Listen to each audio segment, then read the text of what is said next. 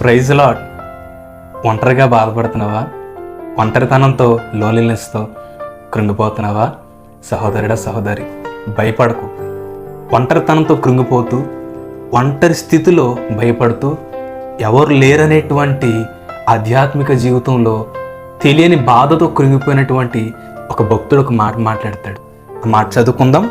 4వ కీర్తన 8వ చరణంలో, యెహోవా, నెమ్మదితో పండుకొని నిద్రపోదును, నేను ఒంటరిగా నుండినను, నీవే నన్ను సురక్షితంగా నివసింపజేయుదువు.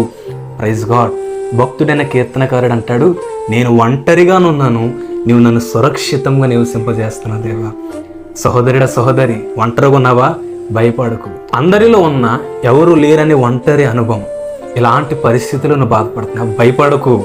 ఎవరూ లేరు నాకు, నా బంధువులు ఎవరు లేరు, నా ఆప్తులు ఎవరు లేరు, పలకరించేవారు ఎవరు లేరు, నా జీవితానికి నాతో ఉండి నాకు సలహాలు ఇచ్చి, నన్ను ధైర్యపరిచి, నన్ను ప్రోత్సహించి, నన్ను సపోర్ట్ చేసి, నన్ను ఆదరించి, నన్ను ప్రేమించే వాళ్ళు నా జీవితానికి ఎవరు లేరని బాధపడుతున్నావా?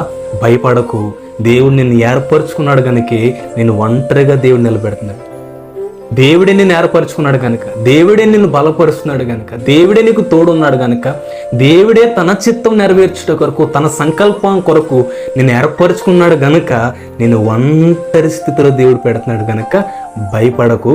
నువ్వు సురక్షితంగా ఉంటావు. దేవుని చిత్తాన్ని నెరవేర్చగలిగినటువంటి ఘనమైన పరిచర్యలో దేవుడు నిన్ను వాడుకుంటాడు. Praise God.